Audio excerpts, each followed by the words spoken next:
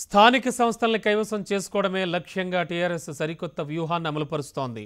ఇందుకు సంబంధించి పార్టీకి చెందిన ముఖ్యులతో ముఖ్యమంత్రి కేసీఆర్ విస్తృత స్థాయి సమావేశం నిర్వహించారు.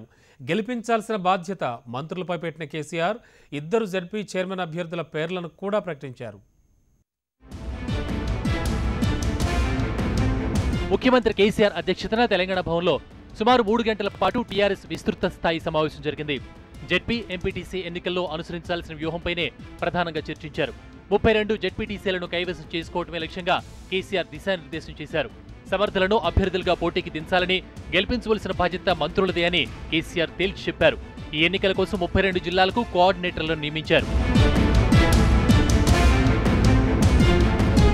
ఈ సందర్భంగా ఆసిఫాబాద్ జెడ్పీ చైర్మన్ అభ్యర్థిగా కోవా లక్ష్మిని, అలాగే పెద్దపల్లి జెడ్పీ చైర్మన్ అభ్యర్థిగా పుట్టా మధు పేరును కేసీఆర్ ప్రకటించారు.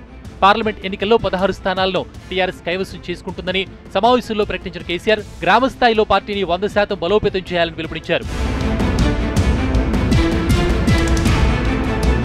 త్వరలో తీసుకువస్తున్న కొత్త చట్టాలపై సమావేశంలో కేసీఆర్ సుదీర్ఘంగా చర్చించారు.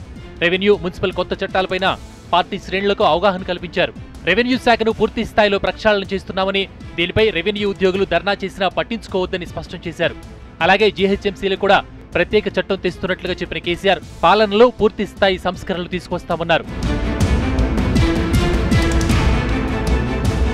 ప్రజలంతా మనవైపే ఉన్నారన్న కేసీఆర్ ప్రభుత్వంపై చాలా ఆశలు పెట్టుకున్నారని అన్నారు. అందుకు అనుగుణంగానే పాలన ఉంటుందని స్పష్టం చేశారు.